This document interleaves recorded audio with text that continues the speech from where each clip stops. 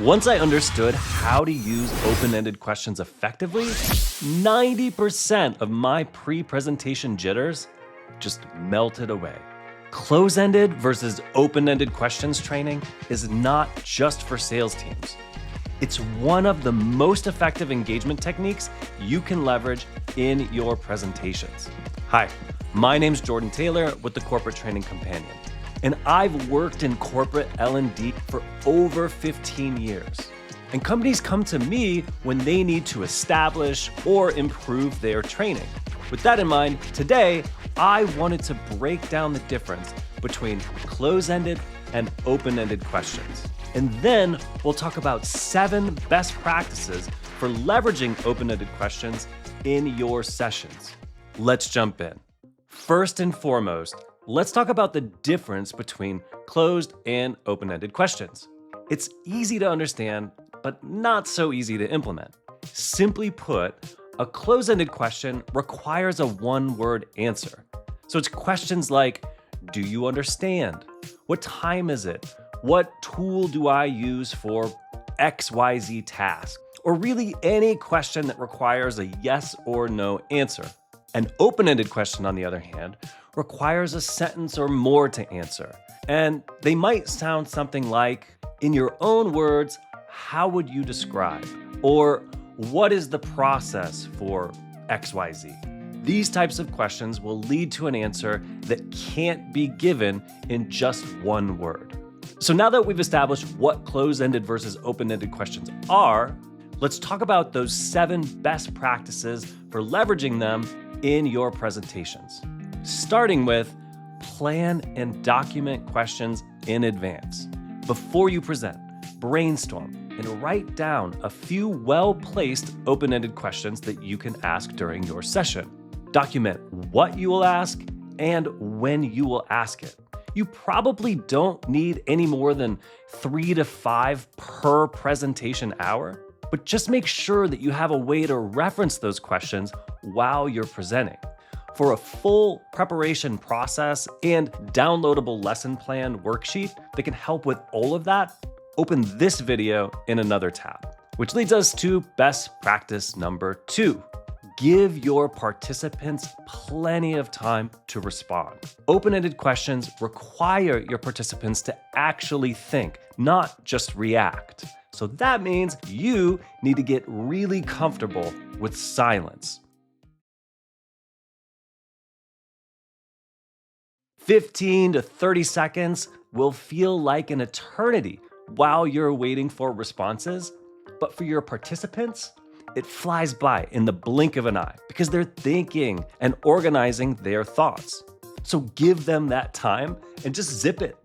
Which leads us to number 3. Summarize the responses back. Sometimes the responses you get won't be as organized as you or the participant probably would have hoped. Some responses will get a bit rambly or struggle to find a point, and that's okay. It's your job to thank them for their thoughts and, in a sentence, sum up their point neatly for the rest of the group. For example, you might get an answer that could sound like this. Well, one time I went through this process with a coworker out of Germany, and it was a struggle because of time zones. So a lot of what we had to do was asynchronous, and we worked offline quite a bit. But despite that, we always tried to keep both of our leaders up to date with all of the developments of the project. And to do this, we enabled a notification feature. Our leaders both found that super helpful, and they encouraged us to make sure that we do that on future projects. And so that was really good. Now, that is a long-winded response, but it could be summarized as, that's a great point. Thanks for sharing the importance of enabling notifications to improve transparency. So that's one way to thank and then summarize, which leads us to number 4, because along with summarizing, creating tiebacks is the 4th best practice. Now, some participants will do this for you, but it's the exception, not the rule. Creating tiebacks helps solidify learning because it illustrates how the topic you're discussing fits into the broader scheme of things. It can also be combined with summarizing. So the previous example we used might now sound like this. Exactly what we covered yesterday about options and settings. Enabling notifications does help to improve transparency. Alternatively, you might say, well remembered from our settings training yesterday. It is indeed a great way to improve transparency. So you can see how it acknowledges the participation, it sums up the rambling, and it creates a tieback to content that had been previously covered. Now, on to the fifth best practice, and that is jump in when needed. Because every once in a while, someone will go off on a tangent, and there's just as much art to science when it comes to determining exactly when that is. But usually you'll see other participants start to roll their eyes or just visually check out.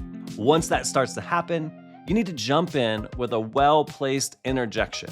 Something like, I appreciate your thoughts. In the interest of time, what is our key takeaway here? Or, I need to jump in, insert your summary of what you've heard, and then thank them. The key here is to make sure that you don't make them look foolish. Making your participant the fool will alienate them from the rest of the group, and it'll also discourage others in the group from engaging because they're going to fear that you're going to do the same thing to them. The sixth best practice is an easy one. It's to identify a few signature questions that you can always rely on if you're in a pinch. These are questions that you can ask in just about any situation to get engagement back up. So it might be questions like, what's your initial reaction to that? Using this question after you've made a point will get participants thinking.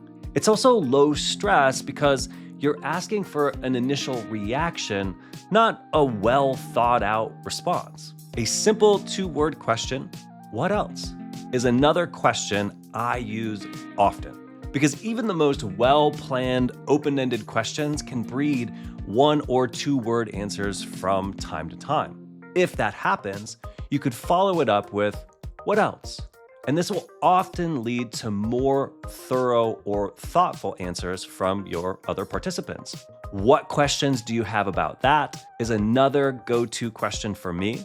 Getting a few of these types of universally applicable questions in your back pocket can really help drive your learning objectives and help you maintain engagement.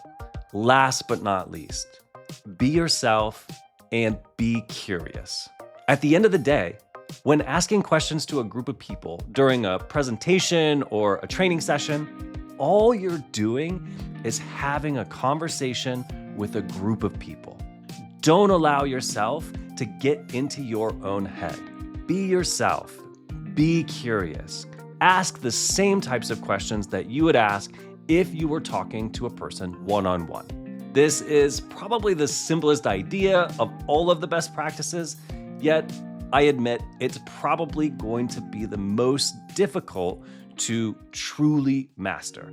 But there you have it. The difference between closed-ended questions and open-ended questions, and 7 best practices for leveraging them in your next presentation. If you found this helpful, hit that like button to help others find it as well. And if you'd like to see more content like this, subscribe. My name is Jordan Taylor with the Corporate Training Companion. Until next time.